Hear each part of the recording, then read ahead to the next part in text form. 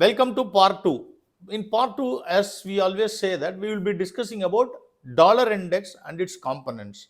What are the components? Euro versus USD, GBP versus USD, USD versus JPY, and finally USD versus INR. Of course, that's not part of dollar index, but because many Indians will be interested, hence we are putting that, including that as part of our analysis.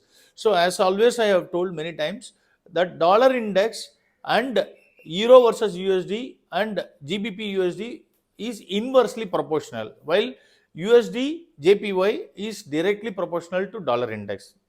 With that background, let's go into the rates, then with the analysis part of it. Dollar index closed at 101.950, 0.3% down in this week. Euro versus USD 1.0967, 7.6% in this week. It is up 7.6%. Dollar index fell 0.3%, whereas Euro versus USD 7.6% up. You can see the inverse relation. Next is GBP USD. It closed at 1.2836, 1% up. USD JPY closed at 142.07, 1.6% down. This is also down. Dollar index is also down. So directly proportional.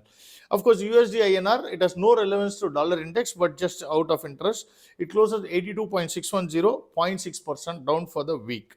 Of course, just for the year comparison, dollar index is 1.3% down in this calendar year, while Euro is up against USD 2.5%, GBP is up 6.1%, and USD is up against JPY 8.4%, while INR is up against dollar by 0.6%, or USD is down by 0.6%. Now let's go to the week's analysis. In this week, dollar index formed a solid red candle, and it is just once again nearing the 100 week moving average. 50 week is above, 100 week is here, below which is the 200 week, which we have said that 200 week is at 98 levels, which is going to act as a very strong support. It will not go there.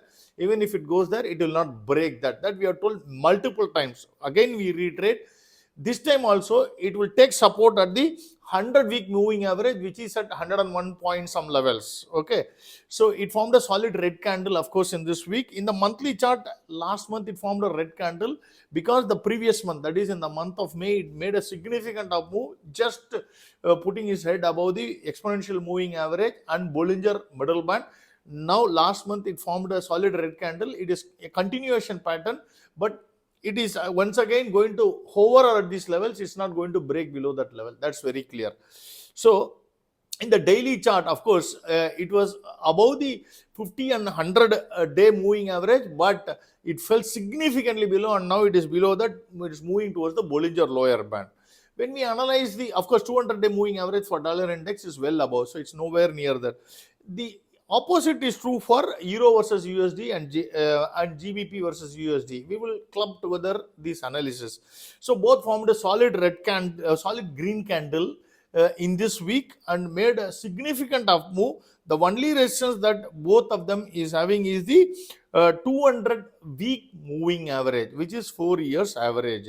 In the case of monthly chart, of course, it is well below the Euro is well below the all the exponential moving average, but GBP is just striking distance to that of the 50-month moving average. 50-month moving average is 1 year average.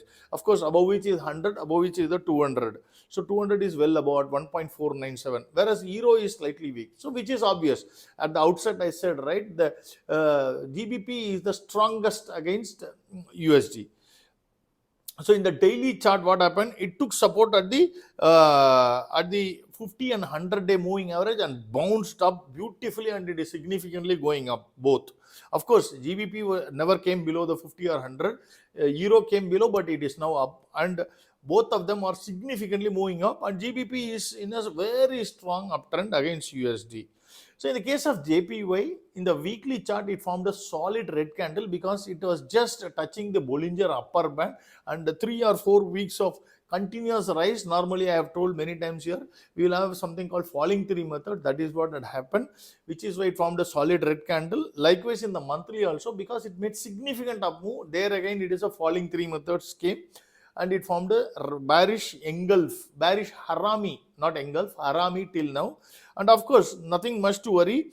In the daily chart, it came down significantly on Friday because it was forming a rounding top and then it has to fall. That is what had happened.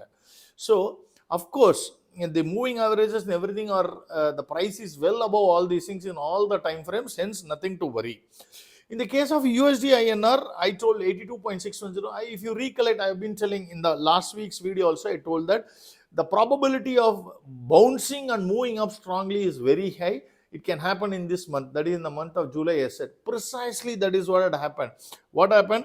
It took support at the, in the weekly chart, it took support at the 50-week moving average, below which is the 100 and below which is the 200-week moving average, which is around 78 and 70 levels. We said that it will not go to even 78 levels. It took support at there and bounced beautifully in the weekly chart.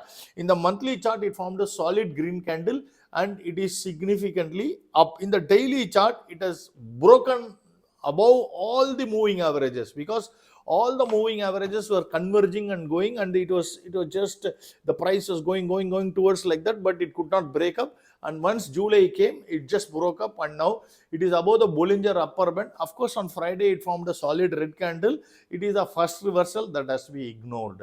Hence, USD is once again gaining strength, and in probability, all probability, it is going to cross above the 2022 in July or August, and then we will have an up move in this year also. In part 3, the next video, you will be seeing US 10-year treasury yield and Brent and NYMEX. Thank you.